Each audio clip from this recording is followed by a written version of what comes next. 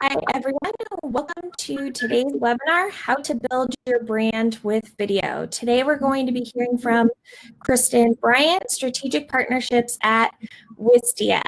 Before we get things started and allow a few people to trickle in, I want to let everyone know that feel free to chat everything and we will take your questions as they come up. Feel free to say any comments that you want. Pleasant, I prefer. And we will make sure to respond either in the back end or we have some dedicated time at the end for some Q&A. Really excited about what you have to hear. I know that video is top of mind for everyone, and Kristen is definitely one of your experts that you can go to and has tons and tons of knowledge. Also, this is being recorded, so don't worry if you want to rewatch it again or share it with someone. You will get the on-demand link within your inbox in I think about less than 24 hours. You'll get a few of them, one just from Demio, so if that goes to spam or anything like that, you also get one from Snapwire to make sure that you get the chance to watch it, hopefully 2 or 3 times because it's that great. Also, we'll be running polls throughout, so just keep an eye out for that. And if you want to answer, hopefully you do, just so we can get some feedback. That would be great. We also have a few videos for us, so if anything comes up like you can't hear, doesn't pop up, I would just make sure that you have the ability to redirect to other pages, but it should be a pretty seamless experience. Lastly, if you want to contact me about any questions about the webinar itself, I put my contact information into the chat box, so I can also direct you to Kristen or anything like that. But yeah, this is going to be super exciting. And with that, I'm going to turn off my video and pass it over to Kristen. Awesome. Thank you so much, Alicia. I'm really excited to be here today to talk with everyone about how you can be using video to really help you build your brand. So first things first, I'll start off with what our agenda looks like for the day. So I'm going to start by just going over some introductions, making sure that we're all equally acquainted with who Wistia is, what we do, what we offer. And then I'm going to dive into why video. So really talking about the value of video and where there are opportunities for you to use video at your company. We'll probably end up spending the bulk of our time talking about video across the customer experience. And I'm going to share 3 videos, 3 kind of types of videos that you can be making today that will really help you in terms of how to just have more deeply resonate with your audience. And then I'll wrap things up by talking about some production tips on how you could make any of that set of videos. So hopefully you will find this informative and that you will be empowered to kind of go out and start talking to your company about how you can be making more video. So first things first, about me. So I am Kristen Bryant. I lead strategic partnerships at Wistia. I've been on the team for about 3 years in a variety of roles. So I kind of have perspective from both the product and marketing side of things, but also more recently in the last year have been helping with the creation, execution, and promotion of our longer form video content. So I definitely will be talking more about what we mean when we talk about longer form content, but just happy to be here and talking to everyone about what it could look like for you to use video at your company. Wistia. So Wistia is a software company and we build software that helps companies grow with video. So companies are essentially using our software to build their audiences by creating, analyzing, and distributing their video content. And then beyond our set of software, our blog content and our long form video series really speak to creative marketers and video producers and entrepreneurs who are eager to make compelling content for their communities. So we really, even though we are a software company, so much of what really inspires us and gets us going every single day is making content for folks like you who are just trying to do their jobs in a creative way and really think about how they can be more effective at marketing. So all of this really is motivated by the idea that companies should be investing more in marketing strategies that help them grow their brand affinity. So we believe that by creating kind of unique experiences and a lot of captivating content, that you will be able to build an audience of engaged advocates. And honestly, who wouldn't want that, right? These are going to be people who are providing word of mouth referrals to your product. And we think that brand is a huge part of that. So that's just kind of the overview. I'll definitely get more into how we think about brand marketing, how video fits into it over the course of this presentation. Awesome. So with that, why video? So first, I wanted to talk a little bit about the benefits of video. First is that you can share who you are. It's really the best way to, in very scalable way, to present your brand's unique identity. There's one thing to be said when you can take photos of your company or you can have those photo screenshots of your product, but it's totally different when you get into a level of video because it actually shows real people interacting in a way that's really aligned with your brand and with your company. So, and second point on that is that you get to express your brand style. So with video, you actually have more opportunities to inject this style because you're making decisions about the tone, the script, how you'll shoot it, the style of the video. All of those decisions are elements of your unique brand. And so you actually have the opportunity to show that off even more with video than you do if you're just relying on photographs or even text and blog posts alone. Last thing I'll touch on here is that it's also a great way to build connections. So again, when we're watching videos of other people, it's just a very human way to connect more deeply with your audience. And also, when we spend time watching videos from a particular brand or creator, it starts to feel like we've actually spent time with that company. And we believe that when you're thinking about how you're really building your brand, you want to increase the amount of time and opportunities that people have time to spend with your brand. You want people to get to know you, and we know that relationships take time. So we really are encouraging you to make video because instead of just kind of scrolling past a photo for a moment, you have an opportunity to actually capture people's attention and leave them there kind of wanting more and spending more time with your brand. The other thing I'll say is that you really can say more in less time with video. There's that stat about how much of communication is words versus body language, right? And the same thing is true when it comes to video. You have this opportunity to convey emotions in a way that maybe would require paragraphs or a lot longer time to read through or click through if there are multiple photos, right? So you have this opportunity to say more in less time because you have that combination of imagery and audio and narrative all at the same time. So I think that those are really the key moments that we see as like reasons why you should be investing in video, why it's such a powerful medium for us as marketers. So with that, I'm going to kind of kick off the poll for us, which is our first poll of the day. And it's, is your company leveraging video in your marketing? So I think that we've got some polls coming in now. We have a couple of options here. Yes, we produce videos regularly. We've made video once or twice and not really haven't gotten started with video. It's coming in half and half that there are some videos being made. While that happens, I'm happy to address this question from Francis about what's meant by video is the most scalable way to represent your brand.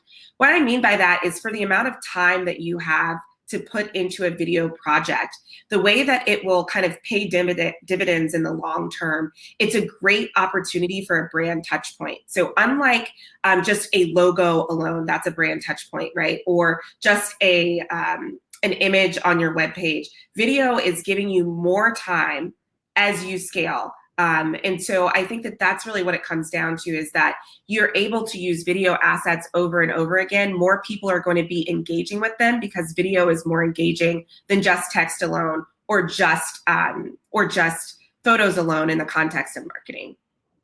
So it's really about that bang for your buck when you choose to make a video that's really brand aligned for you. Awesome. So as I think about the poll here, it looks like most people have started using video in their marketing, which is great.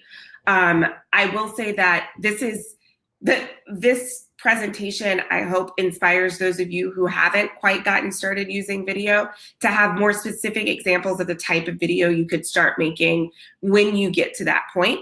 And hopefully you have a sense of what it will really take to pull it off and why you should start doing it in the first place.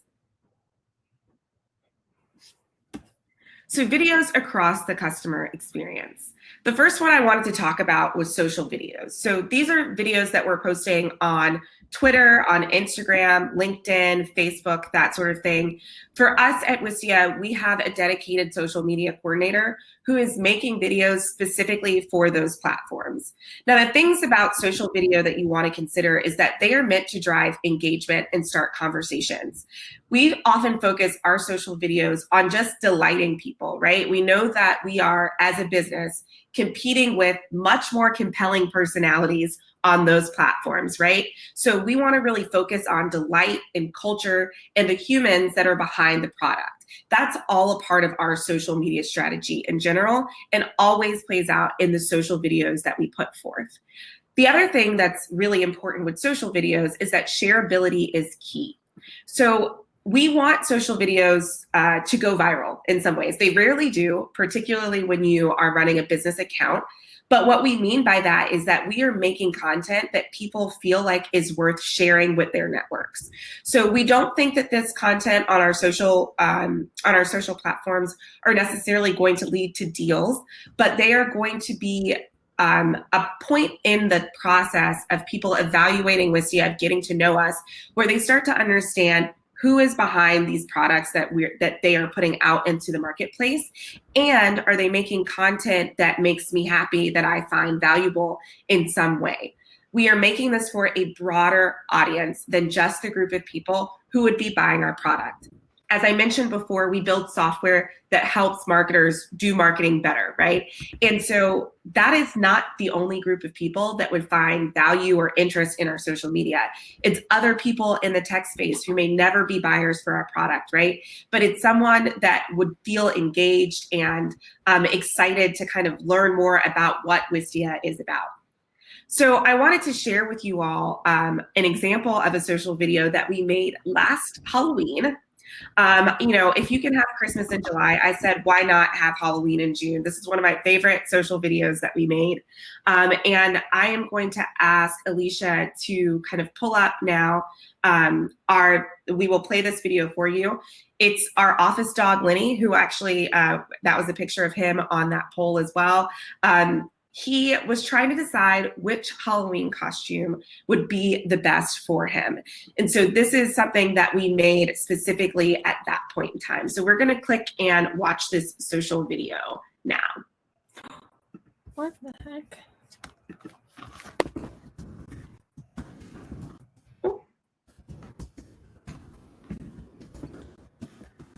And I'm sorry, I'm just going to pause really quickly. Alicia, is the video playing for you?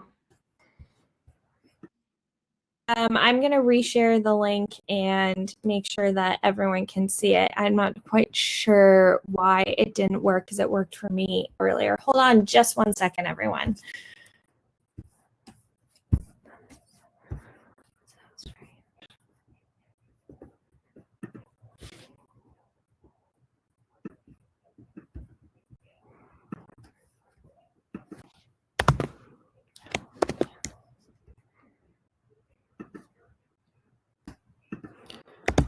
Thanks for everyone's patience. I know how this goes. Sometimes we all typically work with tech, so we get it.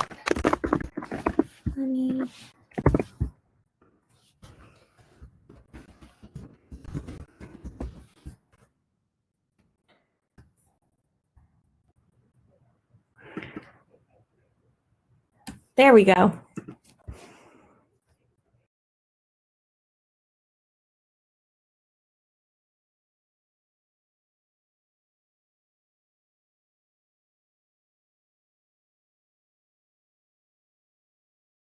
You'll be all good.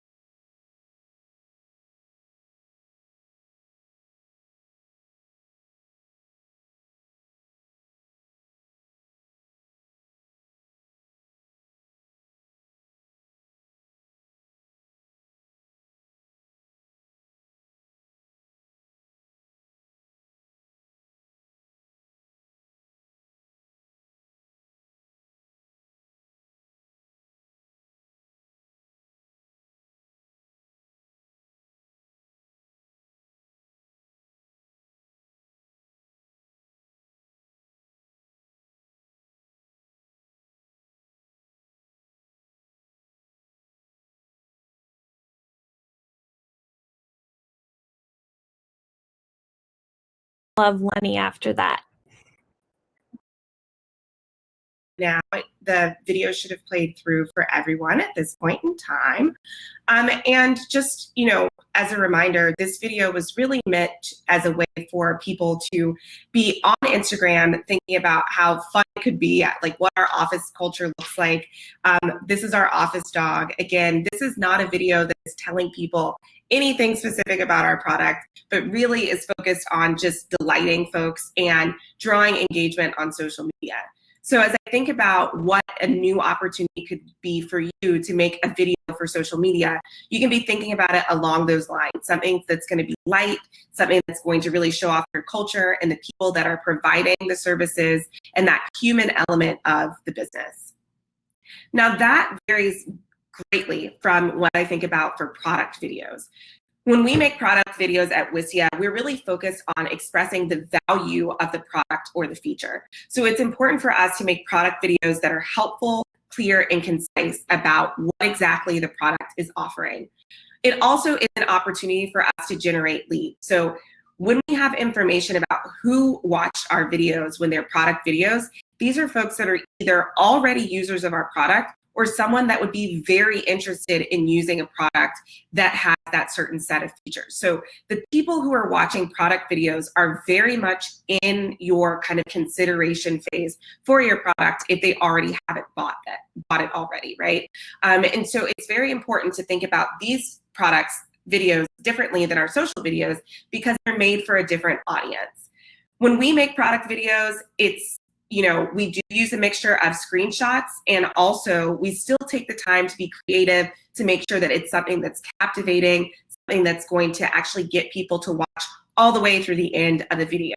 And so I have another example of a video here for you that is a product video that we launched for our product Soapbox, which is a tool that lets you create a video with just your webcam and your screen. And so this is an example video that we created when we launched a new feature. And it's one of my favorite videos because it actually was crowdsourced from people in the office, all making different videos of them dancing because the thumbnails are now animated thumbnails. So I will give this a moment for you all to get a chance to look at this product video.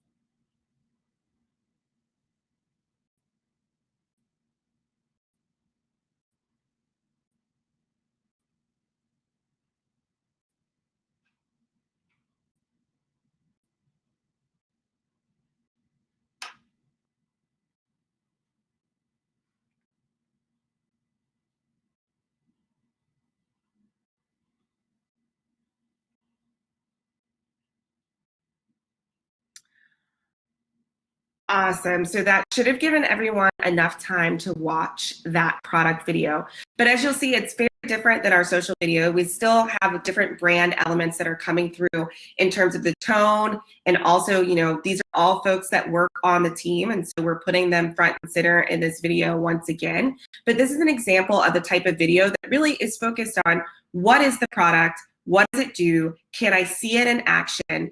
Which is very different than what you would make for a social video. And then kind of as I think about the difference between our product videos, which is really talking about that product value and the specifics of your solution, we also can move into really niche focused video content. So this would be something that is content that's tapping into the very specific interests of your audience. So this is different, again, from a product video, which is focused on what is the solution? How am I going to use it? How am I going to get through, solve the problem that I have with your product? Versus a niche focused video, which is I have a set of core values or I have a belief system and I want to be entertained and I want to get more video content about that interest of mine. And so we think that if you start making niche focused videos, you start thinking about things like binge-worthy content. And we think about binge-worthy content as the types of videos that are really based on an original concept that only your business could create.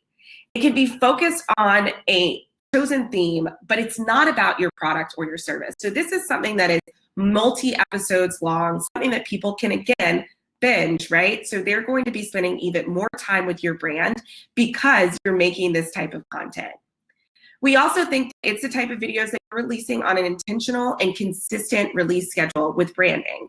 An example of this is from this photo right here is we released a show last summer called Brandwagon. And Brandwagon was a talk show, but for marketers. It was hosted by our CEO, Chris Savage, and he had a myriad of guests come on who were leaders in the marketing space, CEOs, CMOs, and founders of different companies who were really talking about different marketing challenges. This type of content is dramatically different than making product or social videos because it takes this level of intentionality to really identify what is this niche that I could speak to and how can I actually engage this audience on an ongoing basis. I think about binge-worthy content as a huge opportunity for you to really build your brand because it is the type of content that people are going to spend the most time with you for.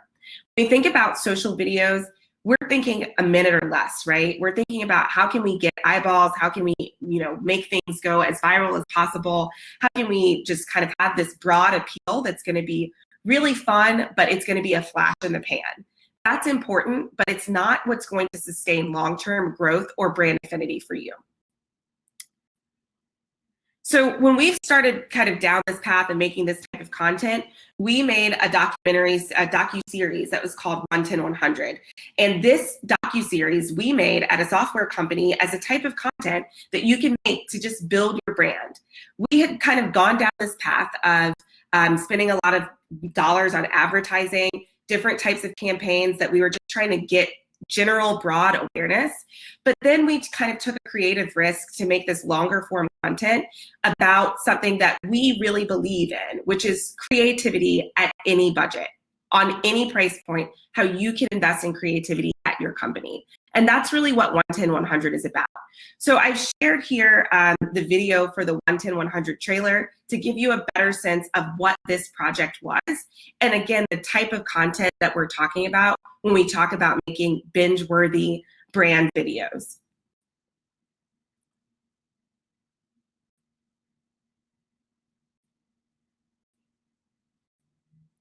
So we can click in here and I will give you a moment to play this video.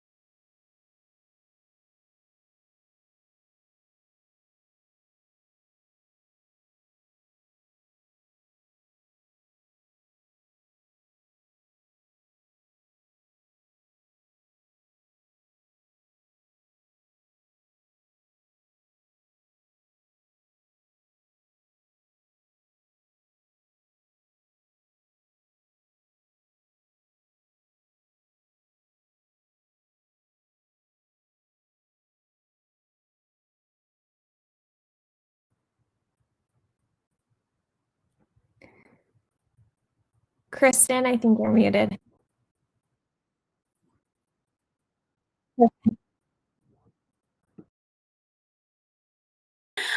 Thank you guys. So basically what I was saying that for us, 110-100 was our first foray into this type of content, and how excited we were to kind of think about, why is this something that works for us? Why is this something that works for other companies?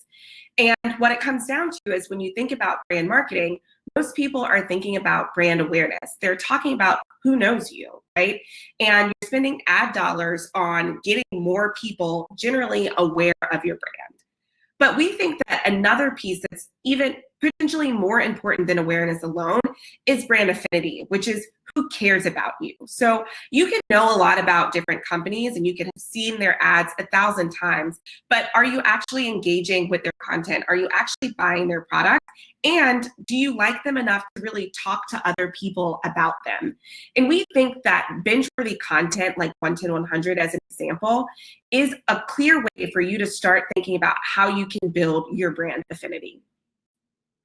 When we look at the marketplace and we think about the other types of companies who are making content that really focuses in on this concept, here are a few that come to mind. Now, these are companies big and small, right? Patagonia is a great example of this. When the pandemic hit, their homepage changed from being all about buying products to really focusing on how can we provide content to people.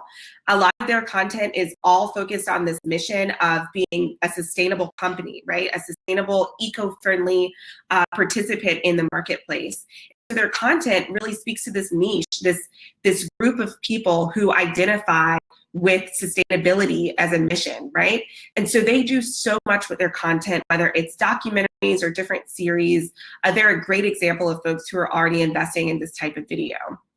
On a smaller scale is another software company, is Profitwell. They make software that helps, and this is a little meta, they make software that helps businesses who build subscription software. So they actually just help you manage kind of how your business is growing, how your subscriptions are faring over time. But they make a whole bunch of video series about data, about spreadsheets, about things that if you run a subscription-based business, you care a lot about. And if you don't, you probably will never watch their content. That's what we're talking about when we talk about niche. It's not about the size of that audience that you're going to reach, but it's about how engaged and how deeply you can connect with the challenges that they have and the challenges that they face. So with that, I just had another poll here, which is, have you made any binge-worthy content? And kind of beyond just video series alone, we also think that this includes podcasts, right? It's those companies that are out there trying to make the type of content that people spend time with. So, are you working on a video series or a podcast? Are you considering it, or is it not really a priority for you? It's not really your cup of tea. Awesome. So we've got a couple people who have said they are working on a video series or podcast or release one. I think that that's fantastic, because we truly believe that this is what customers are starting to expect from brands. They want to connect more deeply with you as a company. And video is obviously a great way to do that. You can do that, again, across the customer journey, across the customer experience. You can really infuse your brand in the videos that you release. But that if you take the time to think about, how is it that I can really speak to who my brand is in a longer form medium, like a podcast or a video series, that you're going to have the opportunity to really grow that audience on a deeper level. And the last thing that I'll say about this is that it's really about finding the right balance. I think that it's important to say that you're not going to get so excited about making a podcast or a video series that you're going to say, you know what, let's scrap the rest of the marketing budget, put everything into making a huge brand marketing video series. Like, that is not what I am recommending by any sense, and by any means at all, right? It's really about understanding how you can identify how to measure the success of any of these types of videos. So for a product video, you're really thinking about it as a way to sell your product better, more clearly, more concisely. And so for that, we're really looking at assisted conversions, right? Versus a social media video, which again, we talked about this earlier, is really focused on engagement. How are you going to really start conversations with that audience that you've built on social media platforms? And then for brand marketing videos, again, you're going to be using those as an opportunity for people to spend more time with your brand. And so you want to make sure that you are evaluating how long they spend watching the video, like each individual episode, or listening to each individual episode of a podcast. And then also in aggregate, how have you been able to develop a list of subscribers or really build that audience over time?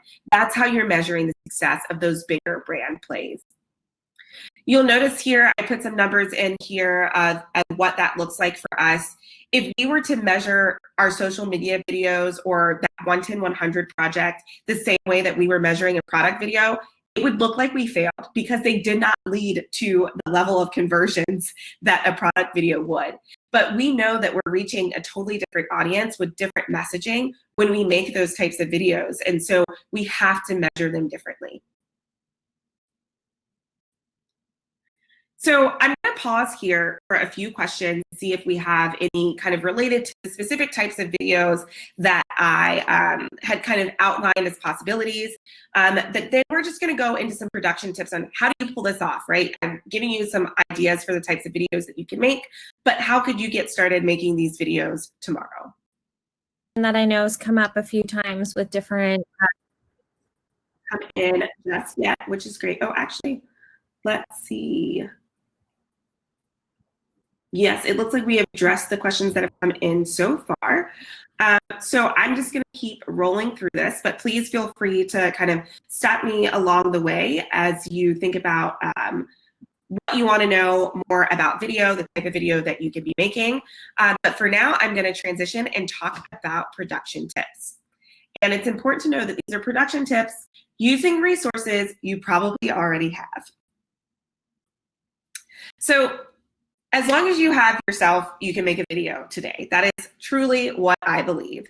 I think that for us at Wistia, as a company that really thrives based on the idea that more companies are making videos and we provide software that helps people who have a bunch of videos, we have been investing in video for a very long time. We have an entire team of people that are committed to both making any type of video that we want to have, right?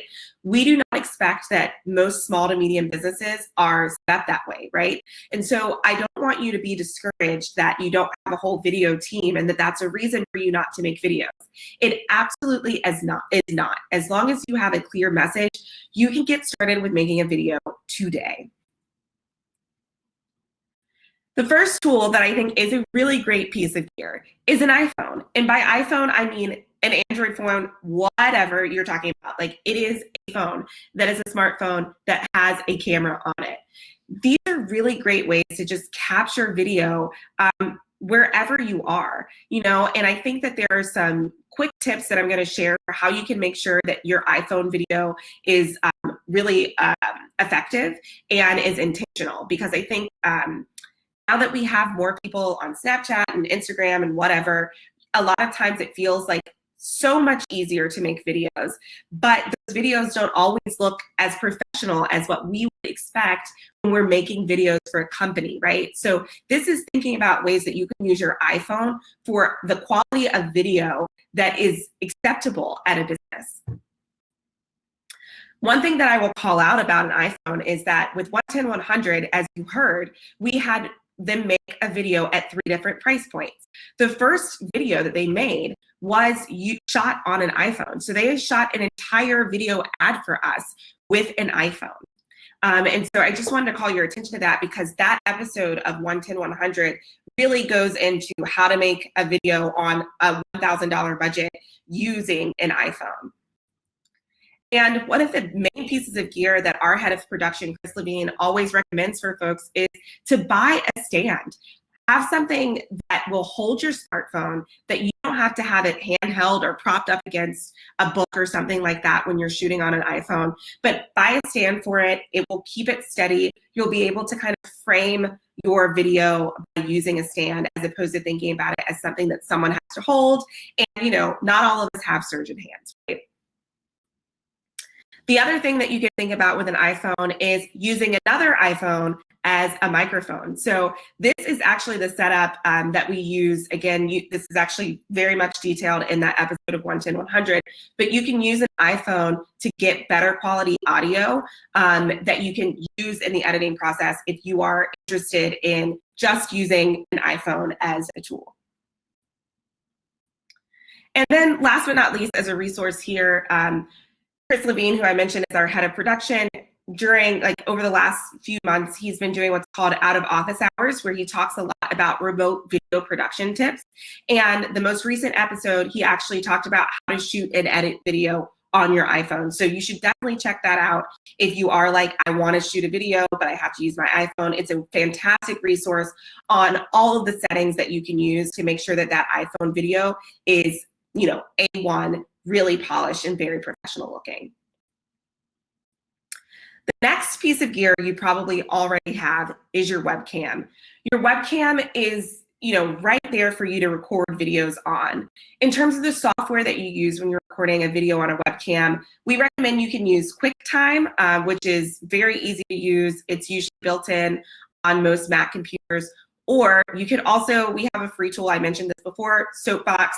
It's a way for you to record your webcam and your screen at the same time. So those are two very easy tools that you can use if you wanted to get started using a video in your marketing, particularly for product videos. I think both of those tools are fantastic, especially if you need to screen share at any point in time. But all you need is your webcam and your computer to get started making those types of videos. A few tips on how to look good on a webcam. First of all, it's about light. I'm on a webcam right now. I feel pretty good about how I look in terms of making a video of quality. I could shoot a video exactly how you're seeing me now. It's all about facing a window, having light that's hitting your face, as opposed to sitting in front of a window, which would give you those weird shadowy creeper vibes. You know what I'm talking about? So make sure you have that light source in front of you when you're using a webcam. The other thing, and you saw this in the photo just before, is raising your camera to make sure that it's eye level or above. You can do that by stacking books under it, or also I'm using an external webcam that's affixed to the top of a monitor screen, right? So you can definitely do that as well as a way to just raise your camera to eye level to make that high quality or a better, more flattering angle. And then last but not least, when you're thinking about shooting things on a webcam, consider using wired headphones if your audio situation is less than ideal. So you don't want to have a lot of background noise come in. I know that a lot of us are working from home these days. And so in that way, you know, we might have distractions and unintended noises pop up. And so if you're using wired headphones, those are going to just give you a clearer audio feed. You can also buy external microphones. Our blog is chock full of gear that could get you started if you want to upgrade your webcam setup. So feel free, I'm happy to share those as resources if you're curious about other ways to make sure that you can look really great if you're just shooting on a webcam. This is one of those examples, is this blog post, how to look great in your next webcam video. This is available on wistia.com. You can dig into it. It talks all about the gear and the tools and tips that you can use to look great. And the last thing I would say is that you don't have to do it on your own. Alicia can talk way more about this, but there's definitely also an opportunity to work with external partners to produce videos. So whether that's working with freelancers or using something like Snapwire to make those connections for you, you can work with other people to make sure that you get the video content that you need. For us at Wistia, it's a mix of understanding what types of videos do we feel like we are uniquely positioned to make, and what are some videos that we think that we could use the help of external folks to create. And I think it's really important to think about that as you assess how you can get started with video, or how you can ramp up the amount of video, the kind of video capacity that your company has. And so with that, that's all I have planned in terms of my slides. I'm happy to kind of dive into discussion at this point in time. I know that Alicia will probably be popping back up here to facilitate that. Say, first of all, thank you so much, Kristen. That was truly, truly awesome. Like, you are just a superstar. I should turn on the camera too, otherwise it's just one of the first questions that I had. Oh, Alicia, I can't hear you. I'm not sure if you're muted. Can you hear me now? I can. Oh, it's me. Okay, I can hear you now. Oh, My computer was muted. age. One of the first questions that I have for you is the fact that one of the big things is that people want to produce videos. Like, it's true, videos perform better on pretty much every channel, whether you can get an inline video into an email, whether you can get a video into one of your digital ads. But what is one of the first steps people can take to actually start getting some type of production in motion? Like, what is your recommendation for, we of course have freelancers, we of course have places like, we do have Snapwire where you can relate to creator networks, as well as some other companies that do that. Like, just what is one of your things that you've seen work really well? I think that what works really well is having someone that's passionate about your company making more video on the team. This does not have to be someone that is like a super skilled person in terms of video production, but this is a video champion, someone that is bought into the idea that video is going to be the most compelling way for us to get our message across. And I think that once that person is like, we have to make a video, and they keep saying that every single time any new project comes up, that you start to get to this brainstorming phase where you're like, if we made this into a video, what would it look like? And I think that that is really the first step, is like that brainstorming about what are the possibilities in terms of what could this video look like for this particular message. And I think that then creating the video is the next step. So it's like assessing if you can just shoot that on your iPhone yourself, if you need to kind of bring in someone that has editing capabilities or not, right? And so I think that the first step is really having that passion to create a video, and then getting together and saying, what could this look like? What's our tone? Like, how would we want to communicate via video, particularly if you haven't done it before? I think that we rely really heavily on other areas of, for us actually at Wistia, I will say that like video has led so much of our brand because our video team has just been around for so long, and it's such a part of our, like, inherent part of our ethos at Wistia. But what we find when we talk to customers is that a lot of times it's the folks that have been managing the blog, right? It's the people who have such a clear sense of the tone and the voice of a company who then want to expand into video. And it's getting those folks fired up about what a video could look like, how to carry that style out in a video. And then I think that production is just like the second step, actually. It's like, okay, now that we know that we would have a video and it would be lighthearted, or it would be formal, or, you know, it would be very specific, or it would be kind of lofty and creative, depending on our brand. Now we can say, what's the best way to get that done? Is it in-house and us just trying to figure it out together? Or is it, to your point, using something like Snapwire to connect us with other creatives who can do it for us? It really depends on the business size, and I know that you work with such a wide variety of clients.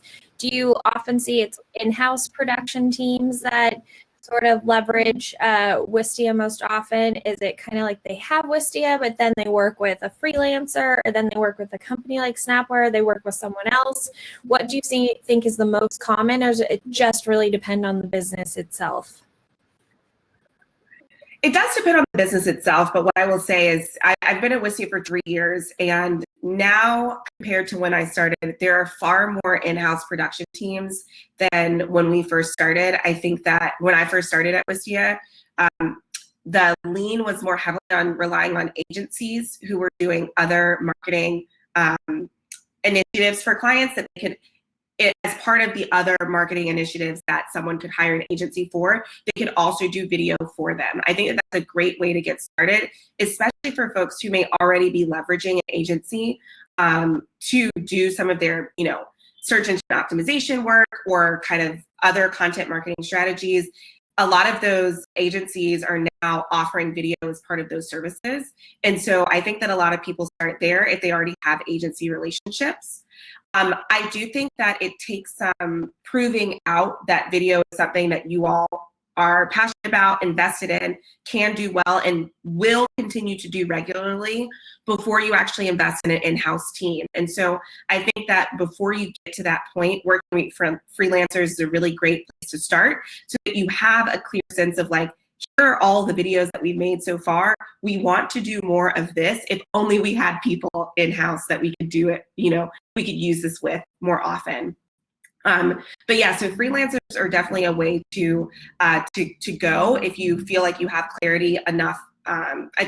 This is kind of like a side note tangent, but I do think that it does require you to have a lot of clarity on your goals and the types of videos that you want to make, and that clarity enables you to work more effectively with freelancers, because you want to still be the owner of your brand. You still want to be able to say to a freelancer, yes, this works for me, versus no, it doesn't, to have a productive relationship. You want to make sure you have that clarity on what your brand voice and what your style is before you pursue that type of relationship.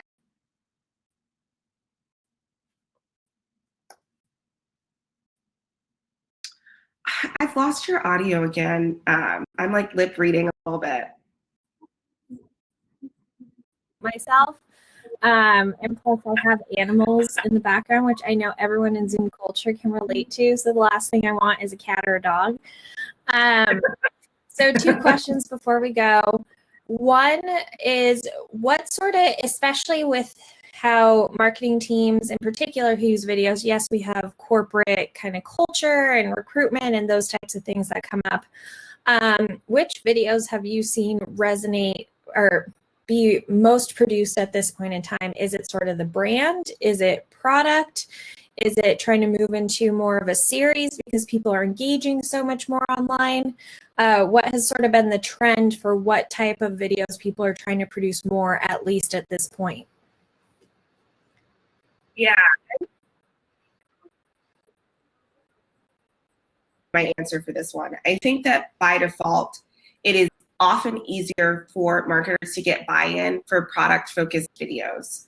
And so I do think that by and large, it still leans to those types of videos as what's being made most often. So whether that's because we have a big product refresh, or we have a new launch, or we have a new feature that we really want to make sure gets enough airtime, so to say, that walking through that product feature is I think it's very easy, or it's easier to compel people to make videos that are focused on a product, because again, that can totally and directly impact your bottom line in the month that you release it, right?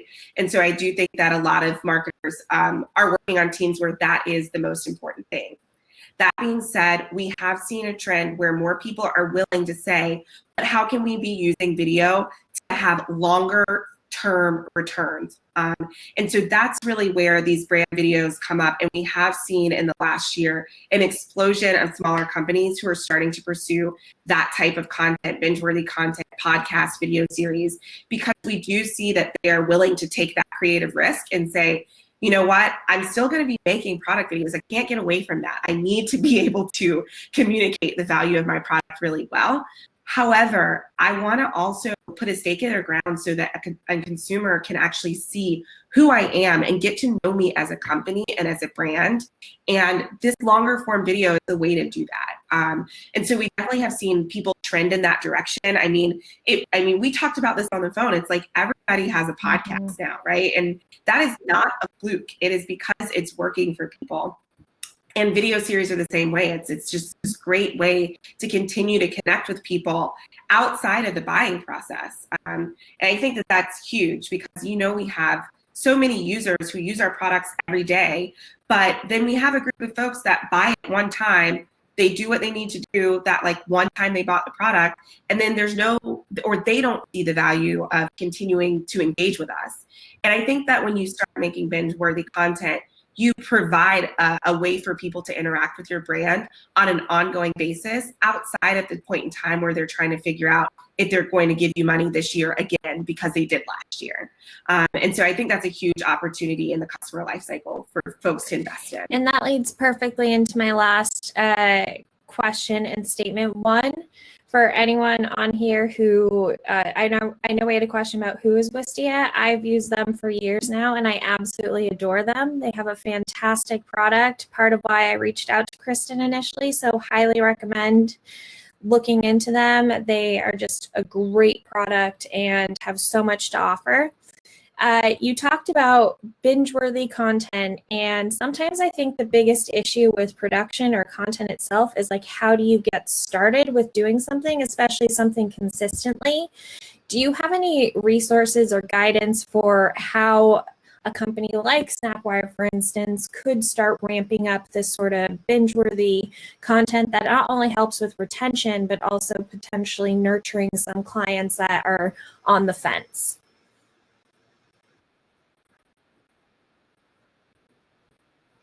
Year was we created a brand affinity marketing playbook. And the playbook is actually a step-by-step guide on how to create this type of content. So it's basically trying to help you identify who your niche is, who you can talk to, and who you should be making this type of longer form content for. And then taking it the next step to start thinking about, well, what types of formats would work for me in our company? What types of what is this actually going to be in terms of the look and feel of the series that we're thinking about creating?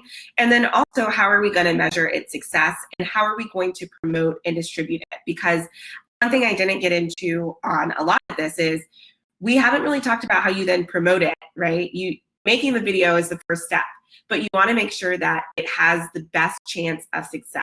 And so promotion and distribution is a big part of that. And so that resource, the Brand Affinity Marketing Playbook, is a great guide for folks to read through and to kind of learn more about, okay, well, what will it take for our company to start making this type of content?